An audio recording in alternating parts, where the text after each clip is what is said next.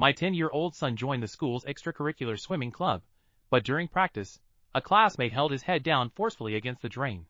When I saw the water turning red, I frantically pulled my son out. But his entire face had been disfigured by the powerful suction. He coughed up a pool of blood and stopped breathing. The ringleader, a boy, shouted that he was a minor and not bound by law. So what? I've had it out for him for a while. With him dead, no one's competing with me for first place. His father contemptuously tossed me a card. There's 100,000 in here. That should be enough to buy your son's worthless life. I was grief-stricken and demanded justice, but my wife stopped me. He's just a child too. Just because your son is dead, does that mean someone else's child should lose their freedom? I exhausted myself running around, only managing to get the boy sent to juvenile detention, but that wasn't the outcome I wanted. In the end, disheartened and broken, I swallowed an entire bottle of sleeping pills at my son's grave.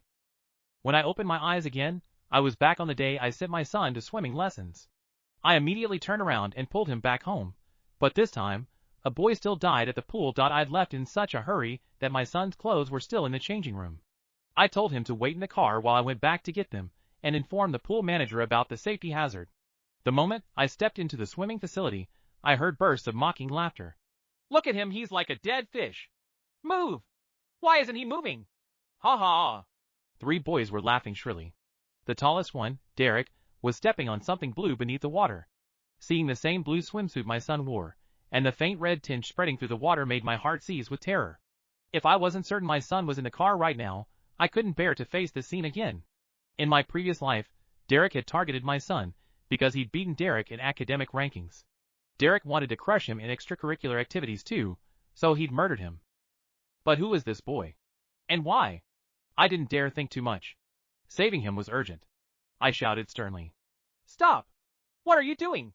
When Derek saw me, he raised an eyebrow and slowly stepped back half a pace. Well, the old dog's here to protect the little dog. No more fun.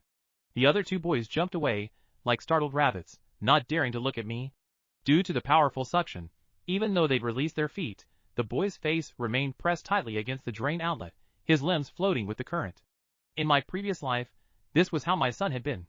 I'd plunged into the water to save him, but the suction was too strong. I couldn't pull him free. By the time the staff arrived and shut off the system, it was already too late. My son had died in my arms. The blue swimsuit before me, the short medium-length hair, the body's shape. I kept telling myself this wasn't Ashton, that he was safe in the car right now. But my hand still trembled violently.